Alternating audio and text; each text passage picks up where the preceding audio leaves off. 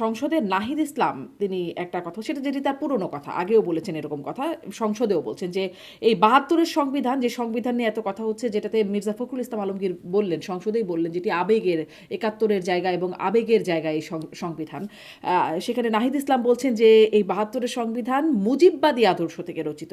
এই মুজিববাদী আদর্শ বিষয়টা আসলে তাদের কাছ থেকেই পরিচিত হয়েছে শুনে শুনে, যে তারা এত বলেছে মুজিববাদ মুজিববাদ মুজিববাদী। মানে আপনার কাছে স্পষ্ট হয়, আপনি মুক্তিযোদ্ধা শেখ মুজিবুর রহমানের সেই সময়কাল দেখেছেন, জিয়াউর রহমানের সময়কাল, মানে পুরো ইতিহাসটা আপনি দেখেছেন, এই মুজিববাদী বিষয়টা আপনার কাছে স্পষ্ট হয়েছে কিনা? না, আমাদের যে ৭২ সালের সংবিধানটা হয়, সেই সংবিধানটা ছিল জনগণের প্রত্যাশা অনুযায়ী। এরপরে ১৭ বার মেজর সংশোধন হয়েছে, ১৭ বার।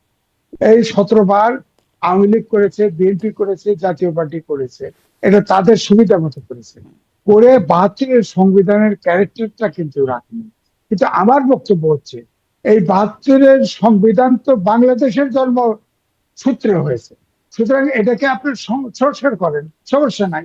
যেখানে ধরেন দেশে একটা গণতান্ত্রিক রাষ্ট্র ব্যবস্থা চালু করতে যেখানে সংশোধন করতে হয় করেন, কিন্তু ৭২-এর সংবিধানকে ছুড়ে দিবেন, ৭২-এর সংবিধানকে ফেলে দিবেন। হ্যাঁ, তাহলে ৭২-এর সাথে আপনি বলেন এই ২৪ কোনো তুলনা চলে? যারা, আমি এই জন্যই বলি যে যে নিজে দেখে নাই, যার বাবা দেখে নাই, যার দাদা দেখে নাই, যার কোনো আত্মীয় দেখে নাই ৭১, সে ৭১-কে ছুঁড়ে ফেলতে চাইতে পারে। সুতরাং আমার বক্তব্য হলো, এদেশে রাজনীতি করতে হলে ৭১-কে মেনেই করতে হবে। ৭১-এর এখনো সমর্থক বেশি। আপনি তাহলে, নাহলে তো জামাতে এবার জিতে যেত, বলেন আপনি। আমি জামাতে জিতে যেত। এবং আপনি বিশ্বাস থাকেন, এখন যে অবস্থা, গত নির্বাচনের ফলাফল, জামাত এখন মাইলেজ পাওয়ার জন্য বাইরে ভিতরে আন্দোলন সংগ্রাম করতেছে, কিন্তু জামাতের কোন নির্বাচনে কিন্তু ভবিষ্যৎ নাই, এই যে আন্দোলন এনসিপি সমাবেশ নাই। করছে, এই যে আন্দোলন সমাবেশ করছে, এই আন্দোলনের ফলে তারা যে দাবি নিয়ে করছে, গণভোটের রায় বাস্তবায়নের দাবি নিয়ে তারা এই যে ১১ দলীয় ঐক্য থেকে তারা সমাবেশ মহাসমাবেশ দিচ্ছে, তারা কি, আপনার কি মনে হয়, এই দাবি আদায় করতে পারবে? কারণ সংসদে আজকে আবার স্বরাষ্ট্রমন্ত্রী তিনি বলছেন যে সংস্কারের বাহানায় যদি নির্বাচন হতে না দেয়, সেজন্য তারা সবকিছুতে আপোষ করেছেন, জুলাই সনদে স্বাক্ষরও করেছেন, একত্রিত হয়েছেন, সমঝোতা হয়েছে, নির্বাচনের স্বার্থে অনেক কিছু বলি নাই, মানে তার বক্তব্য এটা, সংসদে তিনি বলছেন। আহ, দেখেন, হ্যাঁ, জি। আমাকে, আপনাকে আগেও বলেছি, এখন আরেকবার বলি, রাষ্ট্রপতির বাড়ি আমার এলাকা, আমার পূর্ব পরিস্থিতি। তিনি আমাকে ডেকেও নিয়েছেন, কথা হয়েছে, সব কাগজপত্র দেখাইছে। আমি কোনো কাগজপত্রে কোনো নোট নেইনি, অনুলিপি নেইনি, কিন্তু দেখেছেন। আমার বক্তব্য একটাই, যে তিনি বলেছেন অনেক অধ্যাদেশে তিনি স্বাক্ষরই করেননি। 18 মাসে সাংবিধানিক বাধ্যবাধকতার কথা। ইউনূস বিদেশে ট্যুর করলে প্রেসিডেন্টের কাছে রিপোর্ট করার কথা, চুক্তি হলে রিপোর্ট করার কথা। এই যে বলেন তো, এই যে যে আপনার যে বাণিজ্য চুক্তি আমেরিকার সাথে হইলো, প্রেসিডেন্ট জানে? প্রেসিডেন্টের কাছে গেছে, প্রধান উপদেষ্টা গেছে, রিপোর্ট করছে, দেখাইছে? দেখায়নি। সুতরাং উনি বলেছেন, আমার বক্তব্য একটাই, যে আপনি ১০৬ অনুচ্ছেদ সংবিধানের অনুযায়ী রেফারেন্স নিলেন, ১৩৮ অনুচ্ছেদ অনুযায়ী সংবিধান সমন্বয়ের জন্য ওথ নিলেন, ১৩৩টা আপনি অধ্যাদেশ জারি করলেন, সবই করলেন। এখন প্রেসিডেন্ট ভাল লাগে না কেন? সরকার ভাল লাগে না কেন? আবার হানা ভোটে, আপনি হানা ভোটের টাকা দিয়ে, এই যে রিপোর্ট বেরোইছে না, বদিউল আলম, সুজনের বদিউল আলম স্বীকার করছে তো, সে হা ভোটের জন্য, ক্যাম্পেইন এর জন্য সে ২.৫ কোটি টাকা দিচ্ছে। সে ইন্টারভিউ দিচ্ছে পত্রিকায়, এবং তাকে জিজ্ঞেস করা হয়েছে, সে স্বীকার করছে। এবং সেটা হলো বাংলাদেশ ব্যাংকের ফান্ড থেকে টাকা নিচ্ছে সে। বাংলাদেশ ব্যাংকের একটা ফান্ড আছে, যেটা হলো অনগ্রসর এবং অনগ্রসরদের শিক্ষার উন্নয়নের জন্য ওই ফান্ডটা ব্যয় করা হবে। ব্যাংকার্সরা সব বসছে, বসার পরে এনসিপি ২০ কোটি টাকা চেয়েছিল। তখন এনসিপি হয় নাই, বৈষম্য বিরোধী ছাত্ররা ২০ কোটি টাকা, তখন সব ব্যাংকার্সরা বসে নিষেধ করছে যে না, তাদের নিবন্ধন নাই, সুতরাং তাদের দেওয়া যাবে না। তখন তারা পায় নাই, কিন্তু সবাই তো বাগা নিতে চাইছে টাকা। এই জন্য সুশীল নাই তো, যারা হা ভোটের জন্য ভোট চেয়েছে, এই ভোটটা আমি বলেছি যে, এই প্রেসিডেন্ট সাহেবই বলছে যে আপনার ওই কথাটা ভালো লাগছে, যে ইউনূস সরকারের, ইউনূসের ফাঁকাবাসের চিপায় বিএনপি করছে। আমি এই জন্য বলছি যে ইউনূস তবে কিন্তু যদি ছাড়া কোনো কথা বলেন না। এবং বিএনপির কথা দেখে, বিএনপির আচরণ দেখেই মনে হয়েছে বিএনপি কোনো মতে ইলেকশনটা চায়। আর আর খালি ইলেকশন, কিন্তু ইউনিট দিতে চায় না, যেটা সজীব বিয়ের কথার প্রমাণ হয়েছে। যে তার টার্গেট ছিল 29 সাল পর্যন্ত, সে থাকতে পারে নাই, বাধ্য হয়ে দেশ চালাইতে পারে নাই, এনজিও মার্কা সব বিদেশে এনে ম্যাসাকার করে ফেলছে, তখন সেই ইলেকশন মানে দিয়ে বাধ্য যখন হয়ে বিএনপি চলে ফাটাবাসের গেছে। চিপায় ছিল, সেই ফাটাবাসের চিপায় পরে সবকিছুতে আপোষ করেছে, এখন চিপা থেকে বেরিয়ে এসেছে, এখন বাহাদুরি। না, তা আমি বলছি না। আপনার কথা সবসময় উল্টো পাল্টা হয়ে যান আমাকে ফাঁসানোর জন্য। আমার কথা হচ্ছে, ফাটাবাসের চিপা হলো ফাটাবাসের চিপার গল্প প্রেসিডেন্ট জিজ্ঞেস করছে, আমি জিজ্ঞেস করছি আপনি ফাটাবাসের চিপার গল্প জানেন? তাহলে আপনি একটা পাবলিক ভাষায় বলছেন। তবে না, তা না। ফাটাবাস হলো বাস দুইটা ভাগ করে দাঁড় করে রাখছে, বানর এদিক থেকে লাফ দিয়ে ওদিক যায়, ওদিক থেকে লাফ দিয়ে এদিক যায়। এক সময় তার অন্ধকোষ আটকায় গেছে, আর বানর নড়তে পারেনি। এটার নাম ফাটাবাসের চিপা। তো ইউনুস ইলেকশন দিতে চায় না, বিএনপি এটা বুঝতে পারছে। এই জন্য কোনো মতে ইলেকশনের ডেটটা চাইছে, ডেটটা পেয়ে গেছে।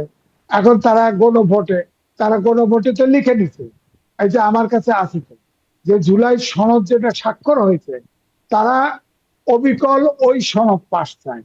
1 নম্বর, সংবিধান জীবিত থাকতে প্রেসিডেন্ট কোনো আদেশ দিতে পারে না, সেটা অবৈধ। সুতরাং প্রেসিডেন্টের আদেশে এই জুলাই সনদ জারি হয়েছে এবং গণভোটের আয়োজন হয়েছে, এটা অবৈধ। 1। 2 হলো, প্রত্যেকটায় নোট অফ ডিসেন্ট আছে। বিএনপির যতগুলোতে নোট অফ ডিসেন্ট আছে, জামাতেরও নোট অফ ডিসেন্ট আছে, এনসিপিরও নোট অফ ডিসেন্ট, বামেরও নোট অফ ডিসেন্ট আছে। নোট অফ ডিসেন্টের নিচে লেখা আছে যে নির্বাচনী ইখতিয়ার দিয়ে কোন দল বা জোট যদি পিপুলস ম্যান্ডেট, জনগণের ম্যান্ডেট পায়, তাহলে তাদের মতো করে বাস্তবায়ন করতে পারবে। অর্থাৎ দায় মুক্তি দিয়ে দেওয়া হয়েছে না, যেটাতে নোট অফ ডিসেন্ট যে দিয়েছে বিএনপি, বিশেষ করে 2/3 মেজরিটি পেয়ে গেছে, অন্য দল তো পায় নাই। তো বিএনপি যেটাতে নোট অফ ডিসেন্ট দিয়েছে, সেটা তো ওই জুলাই সনদেই দায় মুক্তি দেওয়া হয়েছে। তারা এখন ম্যান্ডেট সবগুলো তো ইশতেহারও আমার কাছে আছে, সবগুলো তো ইশতেহারে দিচ্ছে। বিএনপি ইশতেহারে দিয়ে ইলেকশন করছে, 2/3 মেজরিটি পেয়ে গেছে, এখন তো সবটা বাধ্য নয়। তো আমি কিন্তু তারপরেও বলবো, তারপরেও অভ্যুত্থান হয়েছে। গণভোটে হ্যাঁ পক্ষে বিএনপি বলেছিল, ফাটাবাসের চিপায় পড়ে নিশ্চয়ই বলেছিল। কিন্তু এখন ওটা, জি, এখন হ্যাঁ, ওটা গণভোটের টেকনিক্যালি হয়তো হুম, তখন তখন একটা জোয়ার উঠছিল যে যে এই ইয়ার গণভোট বিএনপি চায় না, এরকম একটা জোয়ার উঠছিল। এই জন্য একবার তারেক রহমান বলছে হুম, গণভোটে আপনারা ভোট দিন। জি, কিন্তু ওই যে জুলাই ঐক্যমত কমিশন যে বসছে, ওটা লাইভ টেলিভিশনে দেখাইছে, ও তখনই কিন্তু ওরিয়েন্টেশন হয়ে গেছে। কিন্তু এখন যে পরিমাণ ভোট, হ্যাঁ ভোটে দেখানো হয়েছে, এটা বদিউল আলমরা কারচুপি করছে, টাকা খায়, টাকা খায়।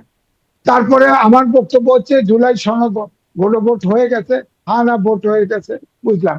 আপনি বলেন, আমি কি বিবিসিতে আপনার ইয়ে ছিল, আলী রিয়াজ ছিল, আমার সাথে তুমুল ঝগড়া। হ্যাঁ, আমি বললাম যে আপনি জুলাই সনদে এটা লিখছেন কেন?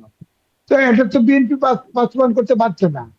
এবং জামাত যদি ক্ষমতায় যেত, তার যে নোট অফ ডিসেন্ট দিয়েছে, যে হুম, স্থানীয় সরকারকে আপনার সংস্কার কমিশন বলছে, স্থানীয় হুম, সরকার মানে সংসদ আইন করবে, আর স্থানীয় সরকার উন্নয়ন কাজ করবে। সেখানে নোট অফ ডিসেন্ট দিচ্ছে জামাত, স্থানীয় সরকার অর্থনৈতিক আদান প্রদান করতে পারবে না। তাহলে লাভ কি? লাভ কি? তারপরে বলছে যে যে নারী আসনে 10% রাখতে হবে, সেখানে তো তারা নোট অফ ডিসেন্ট দিয়ে দিচ্ছে। হ্যাঁ, তারপরে আনুপাতিক নির্বাচন, আনুপাতিক নির্বাচনে জি। উচ্চকক্ষ হবে না, সে বহুত নারী কঠিন, হবে না। কঠিন অনেক বিষয় আসলে আছে ওই মানে জুলাই সনদের হ্যাঁ, সেই বিষয় আসলে অনেকগুলো মানে ধারা আছে, কঠিন, কঠিন বিষয় কিন্তু আছে। কিন্তু আমি বলি, হুম, তারপরে আমি বলি যে সব আপনার ধরেন একটা 133টা অধ্যাদেশ, অধ্যাদেশ উপস্থাপন হয়েছে, তার ভিতরে 16টা টাইম বার্ড হয়ে গেছে, 4টা আবার মনে হয় রদ হয়ে গেছে, বাতিল হয়ে গেছে। তবু বিএনপি প্রেস কনফারেন্স করে বলছে যে এটাকে আপনার আরো শক্তিশালী করে পরবর্তী পার্লামেন্টে উপস্থিত করা হবে। তো এটা আমার বক্তব্য হচ্ছে, যেগুলো নিয়ে ডিসপুট আছে, এটার ব্যাপারে বিএনপির মতামত আগেই দিয়ে দিত, তর্ক হোক না, সংসদে তর্ক হোক না, হতে পারতো। এখন ধরেন যারা নোট অফ ডিসেন্ট দিয়েছে, সেগুলো তো এখন তো যেহেতু তারা মাঠে আলোচনা করতেছে, আমার বক্তব্য হচ্ছে যে এখন অভ্যুত্থানের শক্তি সংসদে তারা গঠনমূলক আলোচনা করে গণতন্ত্র, আইনের শাসন, সুশাসন এটা প্রতিষ্ঠিত হয়। সেইটাতে করতে গেলে জি যতটুকু সংস্কার দরকার সেগুলো করা জি, উচিত। জনাব এম এ আজিজ এটা ধন্যবাদ। কারণ মানে জুলাই অনেকক্ষণ সনদ একদম শেষের দিকে একদম শেষ করে ফেলা দরকার এখন আসলে। কিন্তু আপনার ওই সেই জায়গা থেকে বিএনপি কি ফাটাবাসের চিপা থেকে বের হলো? মানে তখন অনেক কথা বলে নাই নির্বাচনের জন্য। কিন্তু এখন বলছেন স্বরাষ্ট্রমন্ত্রী সংসদে বলছেন। কিন্তু তখনও বাণিজ্য চুক্তি নিয়ে চুপ ছিল, এখনো চুপ। মানে ফাটাবাসের চিপা থেকে বিএনপি বেরিয়েছে কিনা? এখন এটা তো বলা মুশকিল। আমার মনে হয় না পড়ার শক্তি এখনো অ্যাক্টিভ। সুতরাং ফাটাবাসের চিপায় পড়ছে কিনা এটা তারেক রহমান বলতে পারবে। তবে আমি এটুই বলতে পারি পড়ার শক্তিগুলো এখনো অ্যাক্টিভ বাংলাদেশের রাজনীতিতে। সুতরাং ফাটাবাস বিভিন্ন ভাবে থাকতে পারে। এবং ইউনূস কিন্তু আমেরিকান সিটিজেন। আমি শুনেছি তিনি মুসলমানও না, তিনি ইহুদি। সুতরাং সে কিন্তু খেলোয়াড়। সে আবার হয়তো আমি আগেও বলেছি তার কিন্তু মনে মনে ইচ্ছা আছে সরকারে থাকা। সে ভাব দেখায় আমি কিছুতে নাই, আসলে কিছু সে বোঝে না, কিন্তু সব করে থাকে। আমাদের দেশে যদি ইউনূস যদি 6 মাসের ভিতরে নির্বাচন দিত, আওয়ামী লীগের পরিণতি একই হতো। তখন যে হেট্রেট ছিল তখন একই হতো। কিন্তু উনি ক্ষমতায় লিঙ্গার করতে চেয়েছেন, উনি ক্ষমতায় থাকতে চেয়েছেন। এই থাকতে গিয়ে দেশটাকে ছারখার করে দিয়েছেন, সর্বদিক থেকে ফোকলা করে দিয়েছেন। জি। এই দেশকে দাঁড় করানো কত যে কঠিন এটা মুশকিল, অনেক এটা ধন্যবাদ, অনেক বোঝা ধন্যবাদ মুশকিল। জনাব এম এ আজিজ, অনেক ধন্যবাদ। আপনি অনেকটা সময় নিয়ে কথা বলেন, অনেক কিছু স্পষ্ট হলো, অনেক কিছু ভবিষ্যতে স্পষ্ট করবেন বলে আপনি কথা দিয়ে গেলেন যে এক সময় সময় মতো আপনি অনেক কিছু বলবেন। আশা করছি সময় মতো সেটি শোনার অপেক্ষায় রইলাম। তবে আপনি আমার এত ছাই দিয়ে ধরেন, একদম একদম ছাই দিয়ে ধরেন, বান মাছের মতো ছাই দিয়ে ধরলে নড়তে পারে না।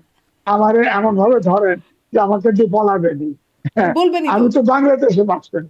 হ্যাঁ, আচ্ছা। বলবো, সময় হলে হুম, বলবো। জি। আমাকে তো প্রশ্ন করবেন, আমি বলার যেটা বলবো, অনেক সমস্যা ধন্যবাদ, নেই। অনেক ধন্যবাদ জনাব এম এ আজিজ। ওকে। বাংলাদেশে বাস করেন, সময় হলে বলবেন। এই কথাটাই শেষ করছি। সময় হলে নিশ্চয়ই আপনার কাছ থেকে শোনার সুযোগ আমারও হবে।